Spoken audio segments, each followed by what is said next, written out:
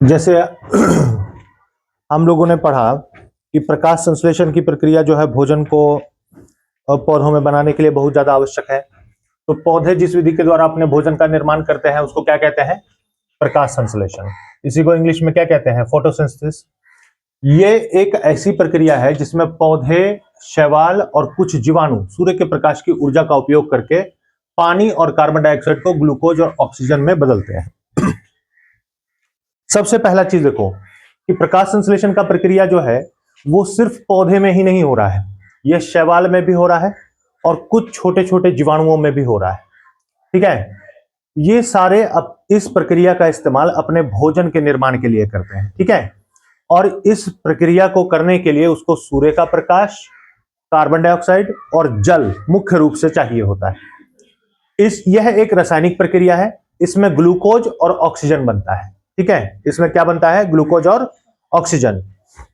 अब यह पृथ्वी पर जीवन के लिए बहुत ही ज्यादा आवश्यक है, क्योंकि तुमको पता है ज्यादातर जीव जो है वो पेड़ पौधों पर ही निर्भर करते हैं और बहुत सारे सूक्ष्म जीव मिलकर के इस जीव प्रक्रिया को चलाने में मदद करते हैं।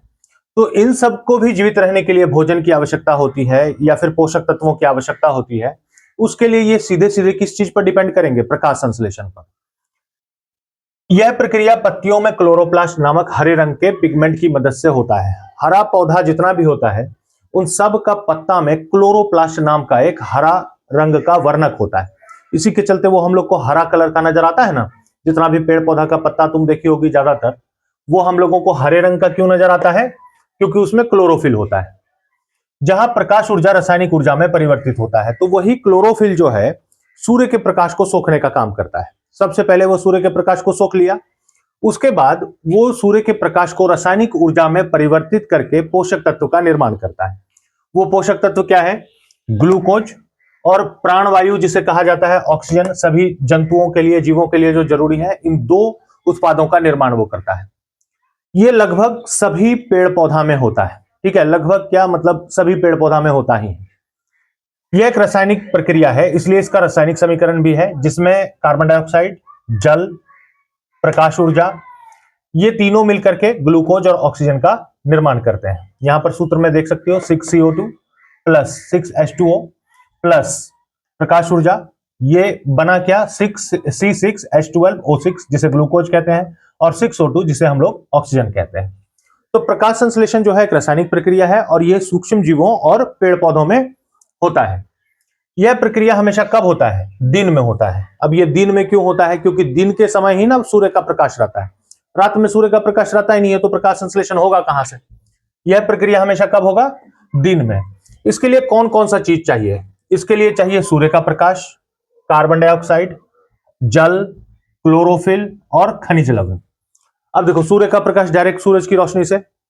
कार्बन डाइऑक्साइड वो कहां से प्राप्त करता है? पौधा। वातावरण में जो गैसें हैं जिसको हम लोग हवा कहते हैं, उसमें बहुत सारा गैस है, तो उसमें से कार्बन डाइऑक्साइड को वो अवशोषित करता है। किसको अवशोषित करता है? कार्बन डाइऑक्साइड को डायरेक्ट ले लेता है वो उसको। उसके बाद जल जो है वो मिट्टी के अंदर जड़ों से जल और खनिज लवण को सोखता है। उसके बाद पत्तियों में क्लोरोप्लास्ट रहता ही है जिससे वो सूर्य के प्रकाश को एब्जॉर्ब करता है। उसके बाद ऊर्जा रूपांतरण का काम करता है, प्रकाश ऊर्जा को रासायनिक ऊर्जा में बदला जाता है। इसमें प्रकाश ऊर्जा को ही रासायनिक ऊर्जा में बदला जाता है। अगर प्रकाश ऊर्जा नहीं रहेगा तो यह रासायनिक प्रक्रिया नहीं होगी और किसी भी चीज का उत्पादन नहीं होगा। यह स्थान कहां पर है जहां पर प्रकाश संश्लेषण होता है? पौधों की कोशिकाओं में मौजूद क्लोरोप्लास्ट में होता है। यह स्थान कहां पर होता है? पौधों की कोशिकाओं में मौजूद क्लोरोप्लास्ट में। और क्लोरोप्लास्ट कहां होता है? पौधे का पत्ता में। ठीक है, इसमें उत्पाद के रूप में क्या बनता है? शर्करा और ऑक्सीजन। शर्करा को इंग्लिश में ग्लूकोज कहते हैं और ग्लूकोज का अगर सूत्र पूछा जाए तो C6H12 और O6, ये ग्लूकोज है। क्या है ये चीज? ग्लूकोज। इसको याद रखना। ठीक है, ग्लूकोज का अगर रासायनिक सूत्र तुमसे पूछा जाए तो C6H12 और O6। अधिक प्रकाश की उपस्थिति में प्रकाश संश्लेषण की अभिक्रिया तेज हो जाती है। देखना, जब बहुत ज्यादा धूप करने लग जाएगा तो उस समय पौधा तेजी से बढ़ता है। क्यों? क्योंकि उसको सूर्य का प्रकाश पर्याप्त मात्रा में मिल रहा है। लगातार अगर हम लोग किसी पौधे को किसी अंधेरे जगह में रख दें जहां सूरज का प्रकाश नहीं आ रहा है, तो वो पौधा तेजी से बढ़ेगा भी नहीं और हल्का सा मुरझा भी जाएगा। ठीक है, क्यों? क्योंकि उसमें प्रकाश संश्लेषण की प्रक्रिया नहीं होगी। तो अगर प्रकाश की उपस्थिति अच्छी है, बहुत बढ़िया मात्रा में है, तो प्रकाश संश्लेषण की अभिक्रिया क्या होगी? तीव्र होगी। इससे पौधे को पोषक तत्वों की प्राप्ति जो है अधिक मात्रा में होगी, ज्यादा होगी, तो वो तेजी से वृद्धि भी करेगा और अपने लिए पोषक तत्वों की प्राप्ति भी आसानी पूर्वक कर पाएगा। उसके बाद है तापमान की वृद्धि से प्रकाश संश्लेषण अभिक्रिया की दर बढ़ जाती है। जितना ज्यादा सूर्य का प्रकाश बढ़ेगा उतना ही ज्यादा टेम्परेचर भी बढ़ेगा। तो तापमान जैसे बढ़ेगा, सूर्य का प्रकाश जैसे बढ़ेगा, प्रकाश संश्लेषण और ज्यादा तेज होते चले जाएगा। प्रकाश संश्लेषण जैसे ही ज्यादा तेज होगा उसमें जो है रासायनिक प्रक्रिया बहुत ज्यादा तेज गति से होगा। वो पौधा जो है ग्लूकोज और ऑक्सीजन का निर्माण भी बहुत अच्छे ढंग से करते चले जाएगा।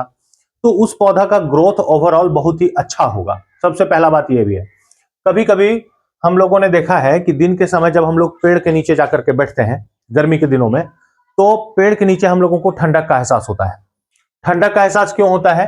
क्योंकि उस समय धूप बहुत ज्यादा तेज रहता है, तो पौधा जो होता है या पेड़ जो होता है वो प्रकाश संश्लेषण की प्रक्रिया बहुत तेज गति से कर रहा होता है। उस तेज गति के करने के चलते वहां पर वाष्पोत्सर्जन भी बहुत तेज हो रहा होता है और ऑक्सीजन गैस जो है वो भी बहुत तेज गति से रिलीज हो रहा होता है। ऑक्सीजन एक ठंडा गैस है और वाष्पोत्सर्जन होता है तो जल की मात्रा भी वहां पर मौजूद है, इसलिए वहां पर हम लोगों को ठंडक का एहसास होता है गर्मी के दिनों में जब हम लोग पेड़ के नीचे जाकर के बैठते हैं। तो उसके पीछे भी प्रकाश संश्लेषण का ही हाथ है। इसमें वायु में उपस्थित कार्बन डाइऑक्साइड की अभिक्रिया हाइड्रोजन से होती है। कार्बन डाइऑक्साइड जो वातावरण से लिया पौधा और जल जो वो अपने जड़ों से सोख करके लिया, उन्हीं दोनों का अभिक्रिया वो करवाता है। कहां पर? पौधे की पत्तियों में, क्लोरोप्लास्ट में होता है। कार्बन डाइऑक्साइड का किससे? हाइड्रोजन से। कार्बन डाइऑक्साइड प्लस हाइड्रोजन ये दोनों रासायनिक अभिक्रिया करते हैं और किस चीज का निर्माण करते हैं? कार्बोहाइड्रेट्स का। किसका निर्माण करते हैं? कार्बोहाइड्रेट्स का, जो कि ग्लूकोज बनने में मदद करता है, का निर्माण होता है, या इसी को हम लोग ग्लूकोज भी कह सकते हैं।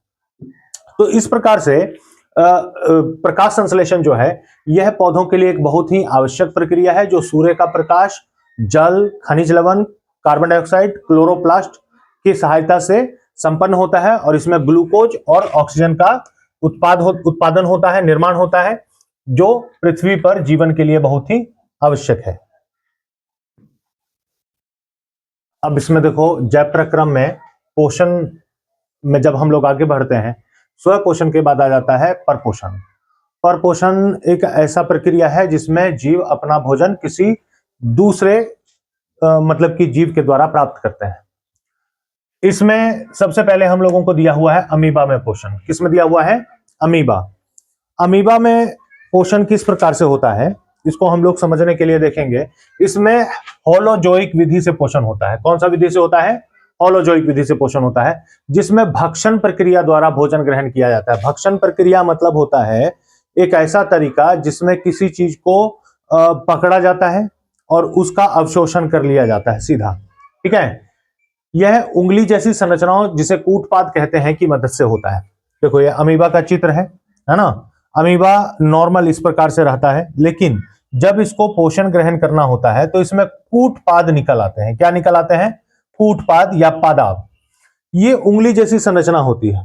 पहले ये बंद रहता है, लेकिन जैसे ही भोजन का कण इसके आसपास आएगा तो ये अपने आप को उसके अनुसार क्या करेगा? बना लेगा और भोजन के कण को अपने अंदर ग्रहण कर लेगा। देखो, यहां पर कूटपाद या पादाब दिया हुआ है।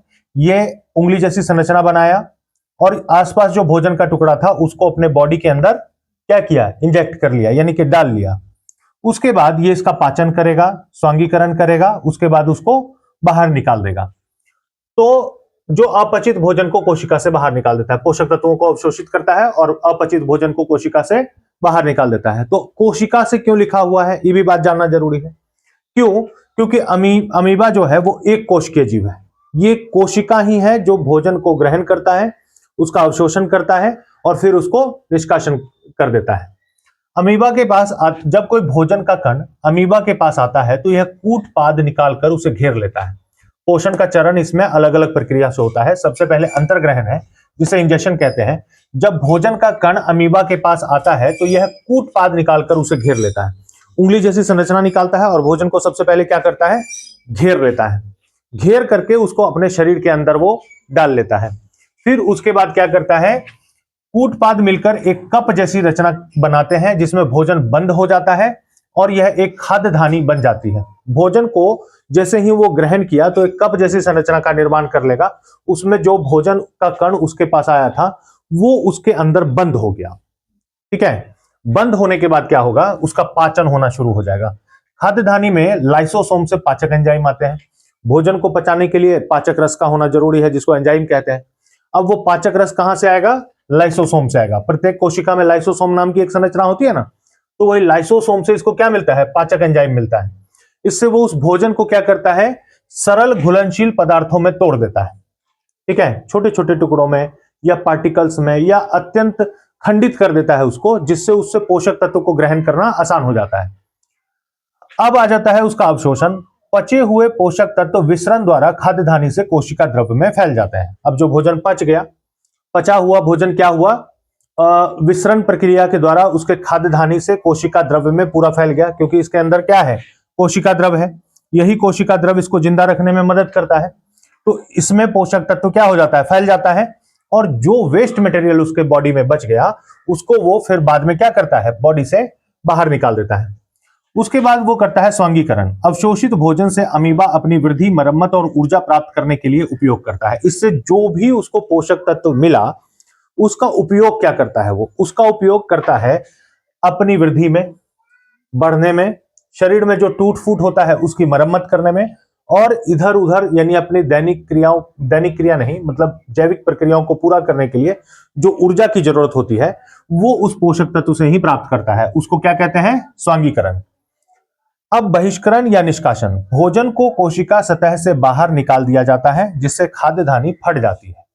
ठीक है, अब पचा हुआ भोजन इसके अंदर कहीं पर एक जगह जमा रहा, बाद में किसी एक जगह से क्या होगा, खाद्य धानी फट जाएगा और फट करके वहां से वेस्ट मटेरियल बॉडी से बाहर निकल जाएगा। तो इस प्रकार से अमीबा जो है अपना पूरा पोषण का प्रक्रिया को क्या करता है, कंप्लीट करता है, जिसमें वो भोजन को कूटपाद की मदद से ग्रहण करता है, पचाता है, फिर उसके बाद उसका स्वांगीकरण करता है, फिर उसको शरीर से बाहर निकाल देता है। तो इसमें कुछ मुख्य पॉइंट्स हैं। वो पाचन किस एंजाइम के द्वारा करता है, मतलब पाचक एंजाइम कहां से लेता है, लाइसोसोम से लेता है ना, और भोजन को सरल घुलनशील पदार्थों में तोड़ देता है ना। स्वांगीकरण में वो मरम्मत, ऊर्जा, इस सब कार्यों के लिए मतलब पोषक तत्वों की प्राप्ति करता है ना। और किसकी सहायता से वो भोजन ग्रहण करता है, तो कूटपाद या पादाब की सहायता से ग्रहण करता है बात समझ में।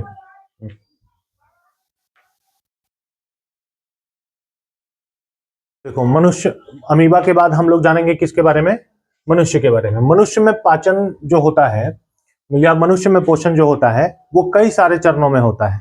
सबसे पहले हम लोग यहाँ पर देखेंगे मानव पाचन तंत्र का एक जो है चित्र बनाया है, ठीक है, रेखा चित्र।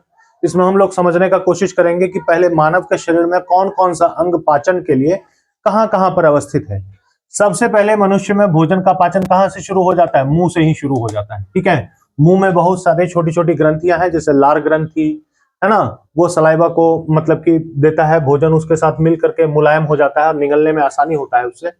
तो मुंह से ही भोजन का पचना शुरू हो जाता है। उसके बाद जीभ है, जिह्वा जिसको कहते हैं, वो भोजन को उलटने पलटने में सहायता प्रदान करता है।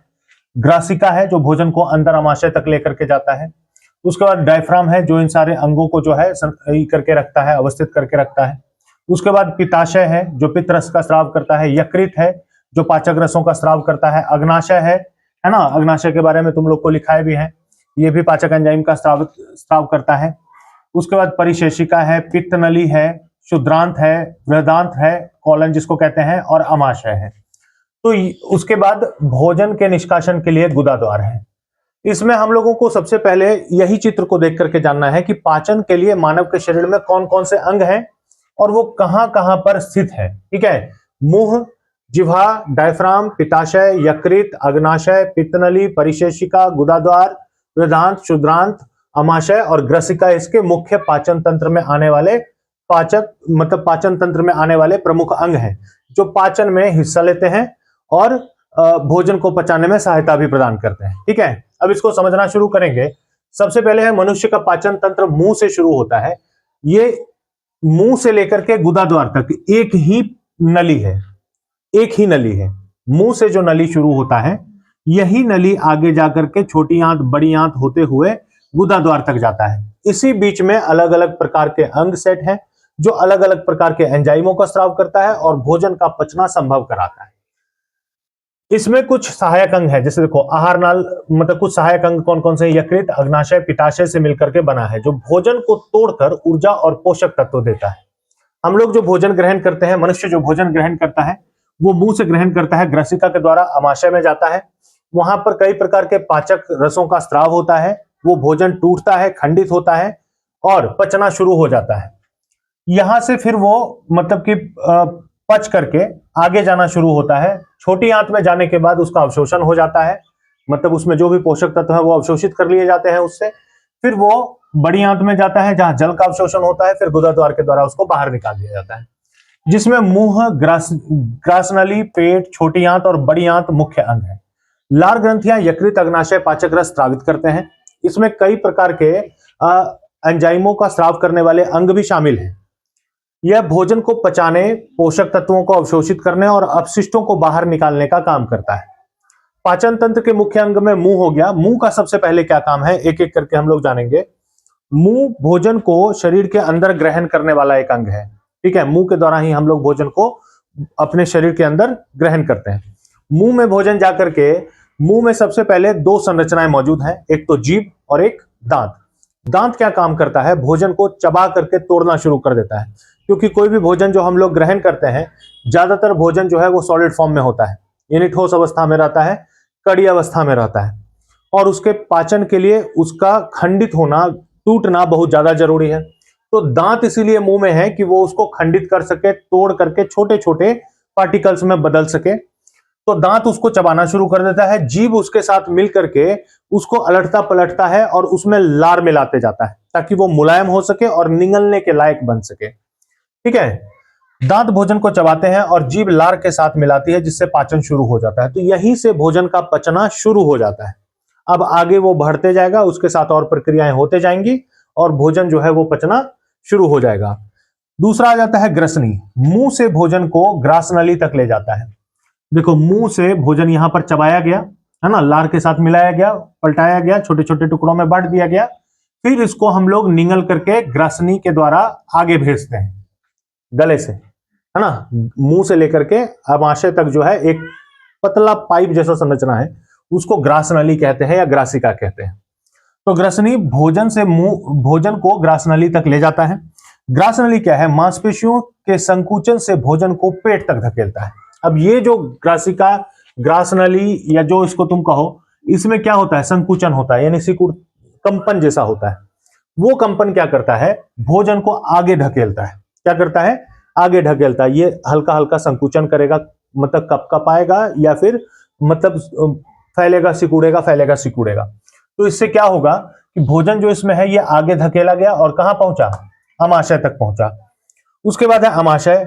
अमाशय को ही पेट भी कहते हैं। इसमें गैस्ट्रिक रस और एसिड के साथ भोजन को तरल में बदला जाता है, जिससे प्रोटीन का पाचन शुरू होता है। अब हम लोग जो भोजन ग्रहण करते हैं तो भोजन में बहुत सारे एंजाइम होते हैं, है ना, पोषक तत्व होते हैं। उन सारे पोषक तत्वों का मतलब कि अवशोषण करने के लिए उसको उस भोजन से अलग अलग करना जरूरी है, और वो अलग अलग तभी होगा जब वो तरल रूप में बदल जाएगा। उस भोजन को तरल रूप में बदलने का काम कहां पर होता है, पेट में होता है, ठीक है। कहां पर होता है, पेट में। पेट में पहले से ही बहुत सारा पाचक रस मौजूद रहता है, जिसमें कई प्रकार के एसिड और ट्राइप्सिन, पेप्सिन, बहुत सारा चीज उसमें पहले से मौजूद रहता है। भोजन जैसे ही अमाशय में पहुंचा, ये तरल रूप में बदल जाएगा, ठीक है। तरल रूप में जैसे ही बदलेगा तो वहां से एक एक करके तत्वों का विखंडन शुरू हो जाएगा। जैसे प्रोटीन का पाचन शुरू हो जाता है ना, अन्य तत्वों का पाचन शुरू हो जाता है, ठीक है। हर एक उसमें जो मतलब तत्व मौजूद है वो अलग अलग होकर के पचना शुरू हो जाता है, और तरल रूप में उसको बदलने के बाद फिर भोजन यहां से आगे चलना शुरू होता है। इतना समझ में आया। पाचन तंत्र में ही हम लोग कहां तक पहुंच चुके थे, पेट के बाद भोजन जो है सबसे पहले प्रवेश कहां पर करता है, छोटी आंत में। छोटी आंत क्या है, ये भी एक पाइप नुमा संरचना है और काफी लंबी संरचना है ये। यह ग्रहणी, जेजुनम और इलियम में बटी होती है, जहां अधिकांश पाचन और पोषक तत्वों का अवशोषण होता है। इसमें भी छोटे छोटे जो है संरचनाएं मौजूद होती हैं, जिसको हम लोग क्या कहते हैं पता है? उसको हम लोग कहते हैं, जैसे अमीबा में कूट पाथ था ना, वैसे छोटी छोटी उंगली जैसी संरचना बहुत छोटी होती है। तो इसमें सबसे ज्यादा मेन समझने वाला बात क्या है कि इसमें भोजन के पोषक तत्वों का अवशोषण होता है, यानी कि जो भी विटामिन, प्रोटीन, खनिज लवण, जो भी चीज हमारे शरीर को चाहिए वो भोजन में से सोख करके कहां पर बाहर किया जाता है? छोटी आंत में ही बाहर किया जाता है। उसके बाद बड़ी आंत है, बड़ी आंत में पानी और खनिजों का अवशोषण हो जाता है और अपशिष्ट को मलाशय तक भेज दिया जाता है। अपशिष्ट को क्या किया जाता है? मलाशय तक भेज दिया जाता है। अपशिष्टों को शरीर से बाहर निकालते हैं सहायक पाचक अंग। उसके बाद है लार ग्रंथियां। सबसे पहले लार आ जाता है। लार एंजाइम एमाइलेज युक्त भोजन को बनाती है, जो स्टार्च का पाचन शुरू कर देता है मुंह से ही। लार में जो है कुछ एंजाइम होते हैं जो स्टार्च को पचाना शुरू कर देता है मुंह से ही। उसके बाद आ जाता है यकृत। यकृत जो है पित्त बनाता है, जो वसा के पाचन में मदद करता है। अग्नाशय जो है पाचन एंजाइम और हार्मोन स्रावित करता है और ये भी भोजन को पचाने में मदद करने लग जाता है। उसके बाद है पित्ताशय, यकृत द्वारा बनने वाले पित्त को जमा करता है। सबसे पहले देखो, छोटी आंत जो है, यहां पर जैसे ही भोजन पहुंचा तो भोजन के जितने भी पोषक तत्व हैं छोटी आंत में धीरे धीरे भोजन आगे बढ़ते जा रहा है, क्योंकि वो पहले ही तरल अवस्था में है। तरल अवस्था में छोटी आंत में भोजन जैसे ही आगे जाएगा, उसमें जितने भी पोषक तत्व हैं उसको छोटी आंत सोखते जाएगा और सोख करके उसको आगे भेजते जाएगा। आगे में ही छोटी आंत से जुड़ा हुआ है कौन? बड़ी आंत। बड़ी आंत में जैसे ही भोजन गया तो वहां पर जितना भी तरल अवस्था में, तो पानी तो उसमें होगा ही क्योंकि वो तरल में है। बड़ी आंत में जैसे ही वो गया, उसमें जितना भी एक्स्ट्रा पानी है बड़ी आंत उसको सोख लेगा। ठीक है, अब बच जाएगा सॉलिड अपशिष्ट। ठीक है, उसको मलाशय में भेज दिया जाता है। मलाशय में मल जमा होता है, गुदा द्वार के द्वारा उसको शरीर से बाहर निष्कासित कर दिया जाता है। ठीक है, पाचन शुरू सहायक पाचन अंग में जो है लार ग्रंथियां। लार ग्रंथि हमारे मुंह में ही स्थित होता है और उन लार ग्रंथियों में से क्या होता है? लार निकलते रहता है, जो कि भोजन में मिक्स होते जाता है और भोजन में स्टार्च को पचाना शुरू करते जाता है। यकृत और अग्नाशय से मुख्य पाचक रसों का स्रावन होता है, जो कि भोजन में कई प्रकार के मतलब जो तत्व हैं उनको पचाने में हेल्पफुल होता है। उसके बाद पाचन की प्रक्रिया है अंतर्ग्रहण। भोजन अंतर्ग्रहण क्या होता है? भोजन मुंह से लेना। ठीक है, मुंह के द्वारा जो भोजन हम लोग ग्रहण करते हैं उसको क्या कहते हैं? अंतर्ग्रहण। ये इसका पहला प्रक्रिया है। दूसरा है यांत्रिक पाचन, चबाना और पेट में भोजन को मिलाना। भोजन जो हम लोग मुंह के द्वारा ग्रहण कर लिए उसको चबा करके पेट तक पहुंचाने का काम कौन करता है? यांत्रिक पाचन विधि के द्वारा किया जाता है। यानी उसमें हम लोग अपना ताकत लगाते हैं, है ना। ग्रहण करने में तो सिर्फ बाहर से अंदर डाल लिए, लेकिन भोजन को चबाने में हम लोग अपना मुंह को चलाते हैं, अपने ताकत का, अपने प्रेशर का इस्तेमाल उस पर करते हैं, इसीलिए वो यांत्रिक पाचन कहलाता है। उसके बाद है रासायनिक पाचन। रासायनिक पाचन में बहुत सारे एंजाइम और एसिड मिलकर के भोजन को तोड़ने का काम करते हैं। तोड़ने के बाद उस भोजन का अवशोषण होता है, जिसमें से जो जो पोषक तत्व हमारे शरीर के लिए जरूरी है उसको शरीर ग्रहण कर लेता है। उसके बाद खून के साथ मिला करके उसको पूरे शरीर के कोशिकाओं तक पहुंचा दिया जाता है। उसके बाद निष्कासन आ जाता है। निष्कासन में अपशिष्ट या गुदा से बाहर निकाल दिया जाता है वेस्ट मटेरियल को। यह पूरी प्रणाली भोजन को ऊर्जा और शरीर के निर्माण के लिए आवश्यक पोषक तत्वों में परिवर्तन करती है, जिससे शरीर के विकास और मरम्मत में मदद मिलती है। ठीक है, तो ये मनुष्य में पोषण या पाचन की प्रक्रिया थी।